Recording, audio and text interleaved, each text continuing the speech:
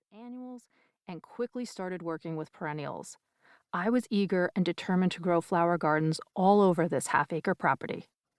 And wouldn't you know, those gardens did really well. So I started a new garden from scratch so I could grow more flowers.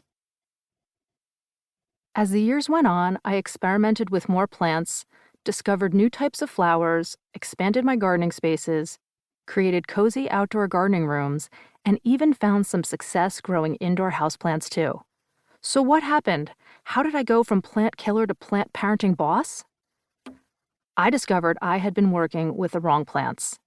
They were the wrong plants for my house, my light conditions, and my lifestyle. Not all plants are created equal. Some are easy care, and some are just downright fussy.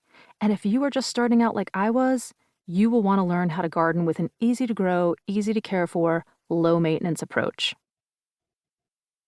Start small, achieve success, and grow your knowledge from there. Because knowledge doesn't just come from books, the internet, or a YouTube channel. It comes from just doing, learning the things that work and learning the things that don't. What works for me may not work for you in your garden, but the only way to really know is by doing. So find your inspiration, do a little research, and just try things. The key to becoming a successful gardener is not in knowing every Latin name and horticultural term for plants, but rather in finding joy, digging in the dirt, nourishing your soul, and learning about the needs of various plants in your specific microclimate. And don't take it to heart when a plant succumbs, because trust me, even the best gardeners lose plants every now and again. It's part of the process, and sometimes it just wasn't meant to be. I subscribe to the motel theory of gardening. Some plants check in, enjoy their stay, and stick around. Others check in, don't love the location, and check out. When you take away the stigma of losing plants, it's much easier to grow your confidence as a gardener. So while you may or may not have killed plants before, by the end of this book, you will have the confidence to start, learn, and be successful at growing beautiful blooms. You will walk away from this book with not only the ability to grow a beautiful flower garden, but you will also learn how to blend your garden with your home design to create a welcoming, cozy, and unique vibe. Your green thumb starts now. Chapter 1, Overview. Before we get started, I want to note that while this book focuses on growing flowers, you can apply a lot of the same concepts to growing vegetables and houseplants too. Don't feel limited by my focus on flower gardening. You can easily apply this same easy care, low maintenance approach to other types of gardening as well. Chapter 2 focuses a little more on gardening basics and plant care. If you already know and understand the basics, feel free to use it as a reference and skip on to Chapter 3, where we will chat more about garden design and choosing the right plants for your space and lifestyle.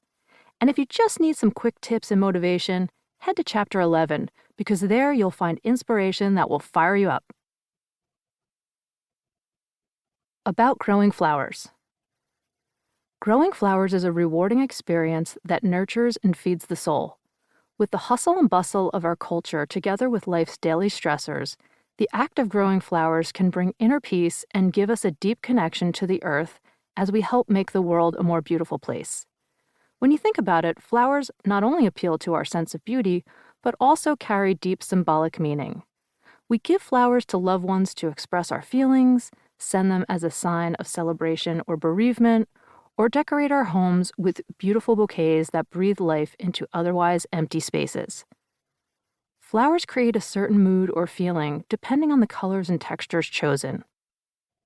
Blues, purples, and pinks reflect peace and tranquility, while reds, oranges, and yellows kick things up and bring a sense of warmth and energy. When choosing flowers for your garden, you'll want to consider the mood you want to create, as well as considerations such as plant size, color, texture, bloom time, and fragrance, if any. The size and shape of the garden will also play a part in deciding which flowers and plants you choose to grow. When I plan my gardens, I consider everything listed previously together with how easy the plants are to grow. Particularly when my kids were younger, I did not have the time to focus on staking top-heavy flowers and digging up tender plants for winter. Simply put, I needed a set-and-forget approach to flower gardening where plants would grow and bloom with ease with the least amount of work from me. If this sounds like you too, you're going to